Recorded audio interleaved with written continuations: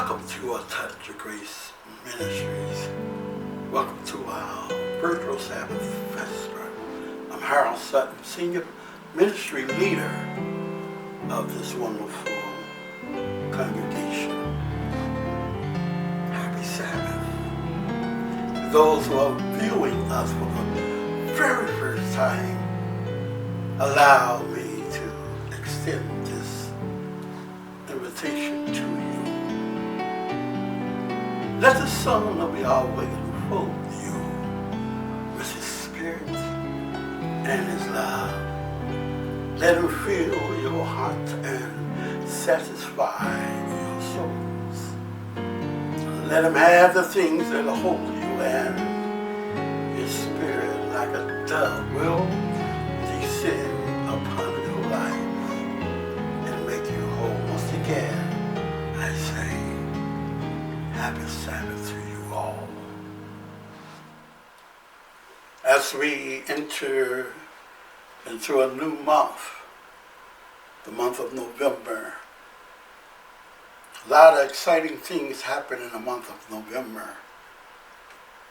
The biggest, of course, is the season of Thanksgiving.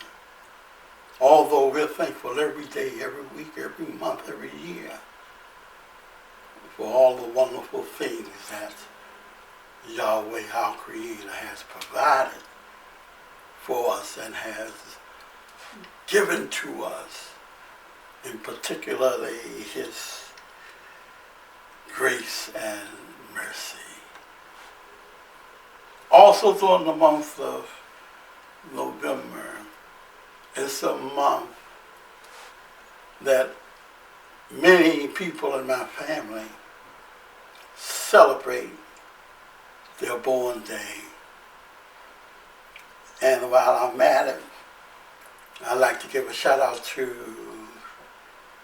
my oldest sister, Francine, who celebrated her 69th birthday on this past week, November 5th, on yesterday. So let me just send this out to you.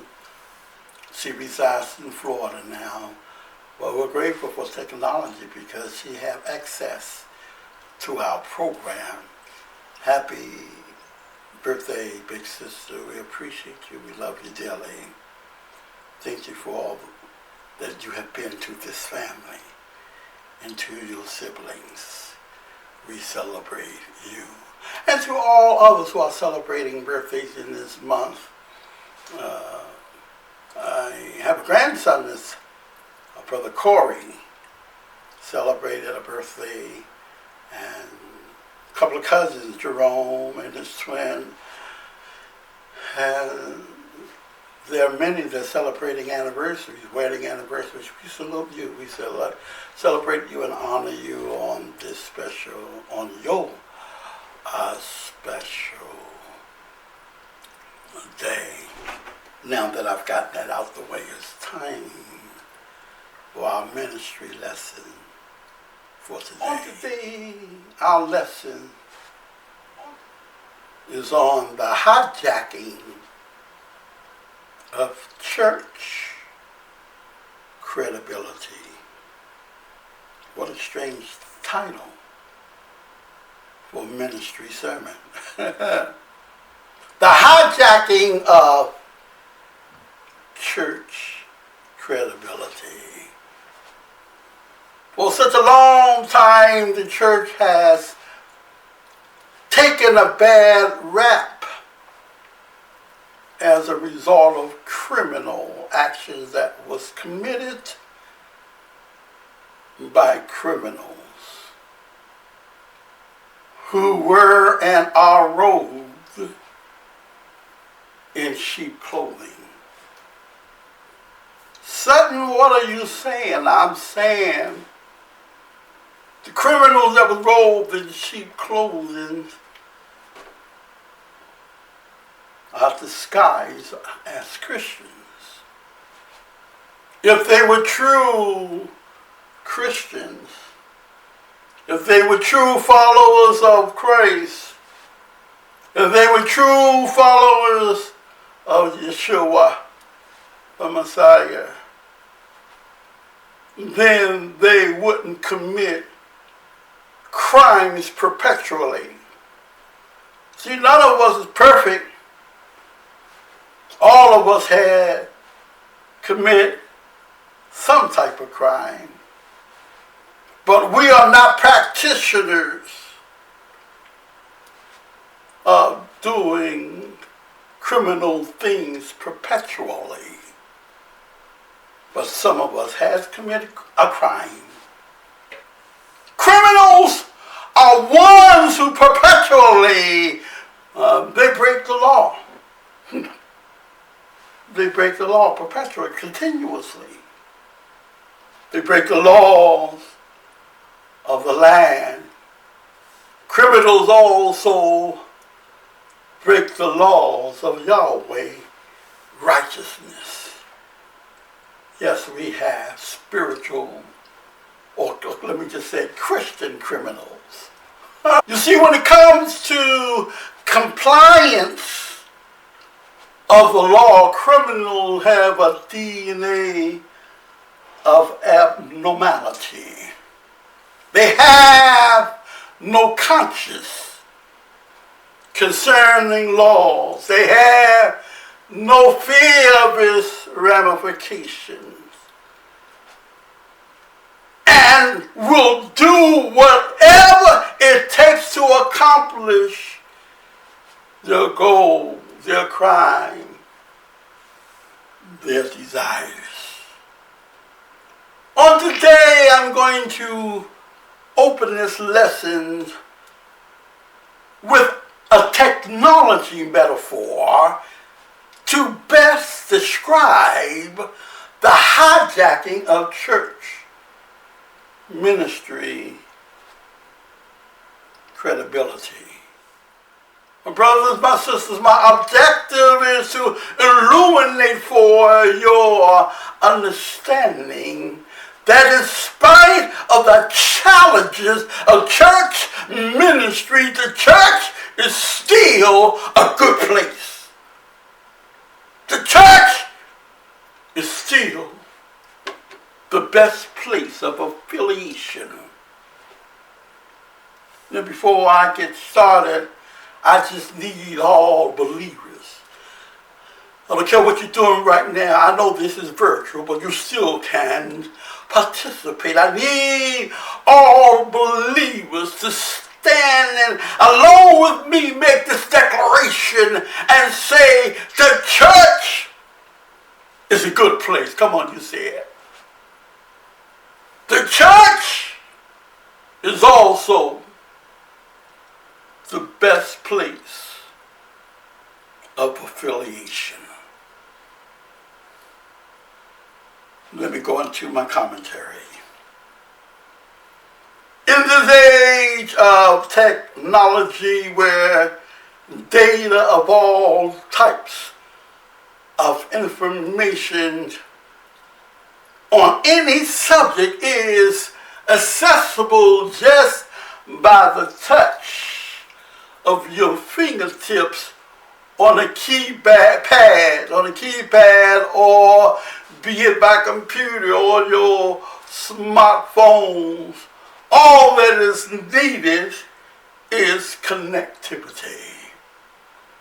The era of data that we're living in, the data information has expanded itself from the hierarchy of prestigious universities to the common minds of humanity, even unto the young adolescents. Some of the information that we now have access to at one time was only available to those who was in higher education. But now that same information, if you take the time to research, to inquire, to Google, is available to you. Technology has also enlarged and expanded itself into this new era that we are now living in.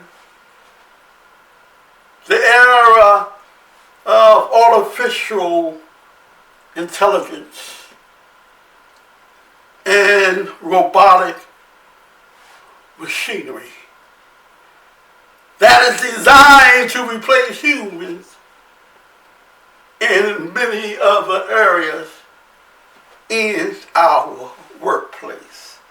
I don't know if you're walking around sleep or if you have open eyes. But that is the era that we're now living in. Have you noticed that whenever you call, whether you're trying to get information, when you call your bank, or if you call one of the your companies, gas company, electric companies, you get this automated service. That's what we call artificial intelligence. In other words, you're not talking to a human being. You're talking to a machine. And you know, sometimes we get so upset because sometimes they don't understand us and repeat the question over and over till it frustrates us.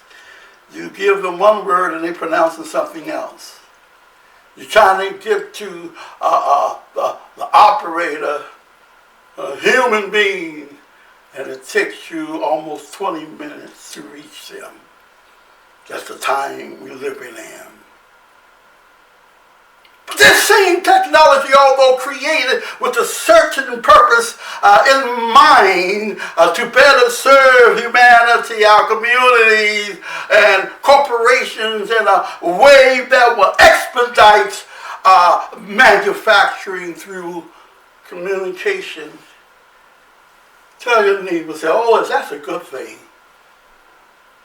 But the tragedy of this wonderful invention is that it has been hijacked by criminal minds who are operating in cyberspace, passing on information, disinformation, stealing identities, stealing people money, through scams, and terrorizing our communities with the fear of possibilities.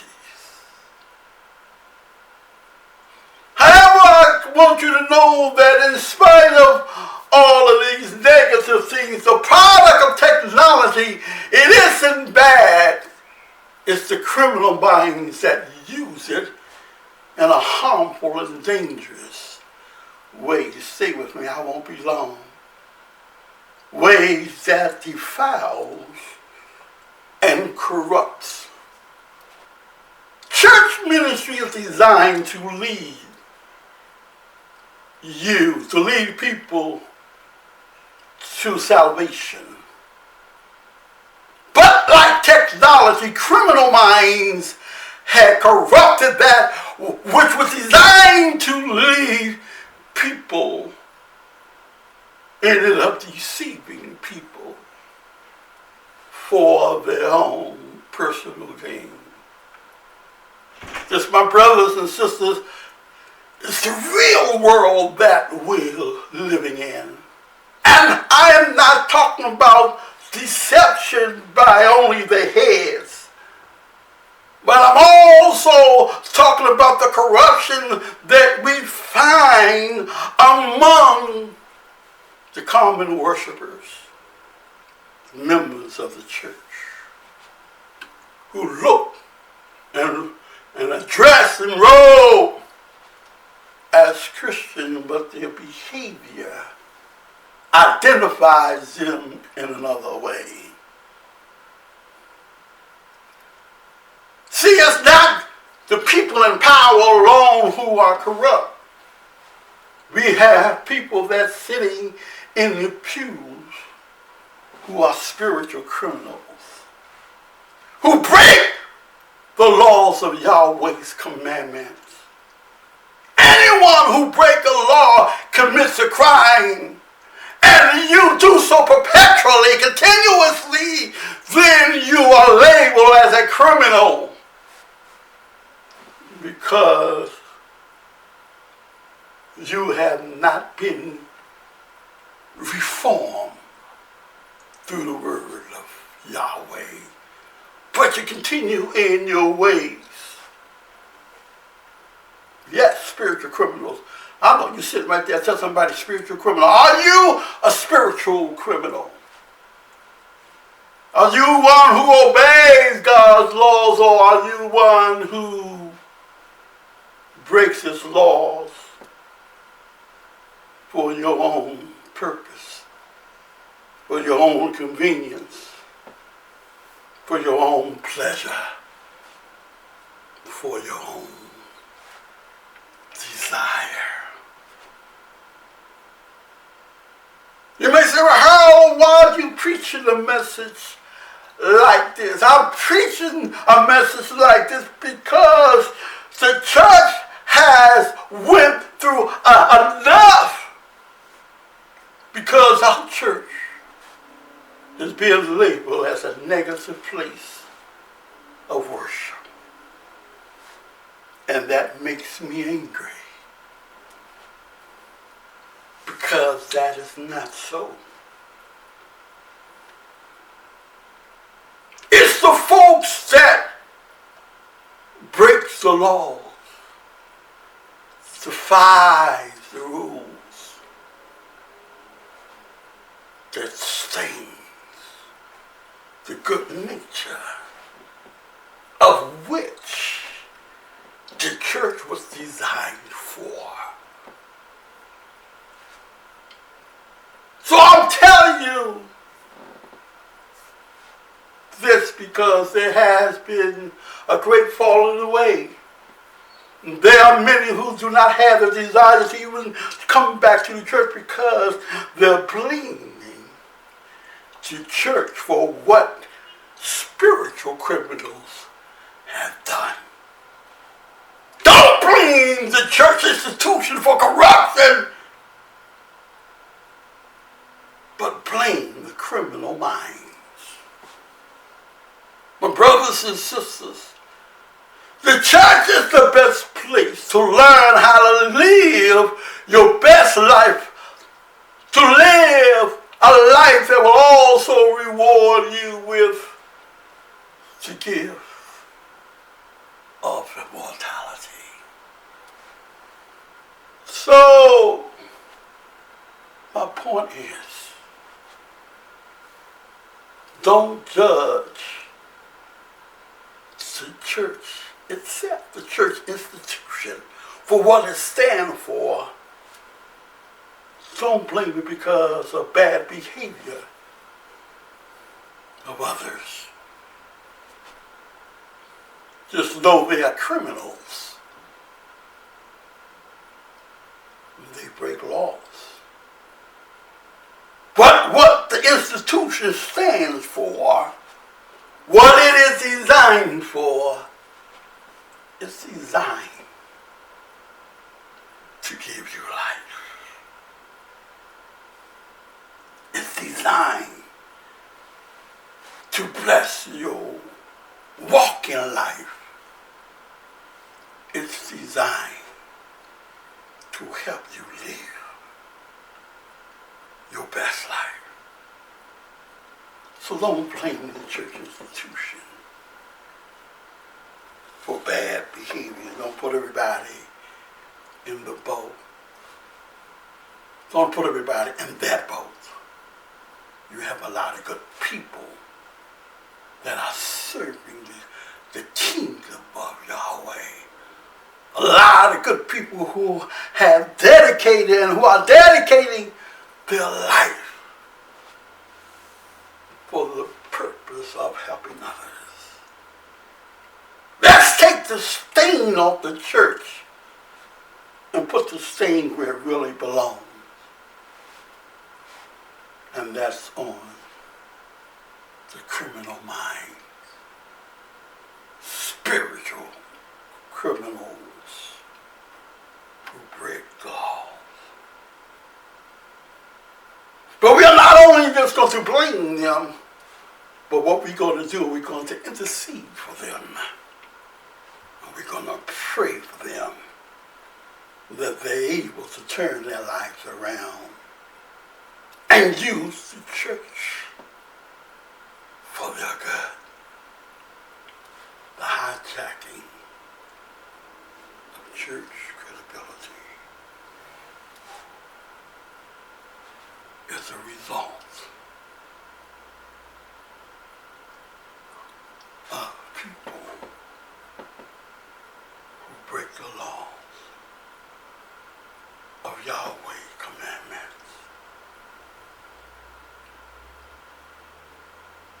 Those are the ones that are discrediting our religious institution. I ask this question: are you a hijacker?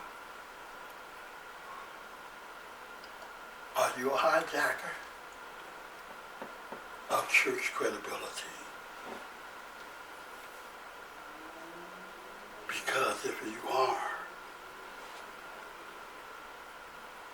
you're nothing but a wolf in sheep clothing. And if you don't repent from your ways, the lake of fire awaits you. But only the righteous shall see Yahweh, not only in his glory, but they gonna see him in peace, knowing that they are part of the kingdom because they kept his righteous laws, his righteous commandments. If you're a hijacker, turn from your jacking ways and enjoy the beauty of holiness through righteous living.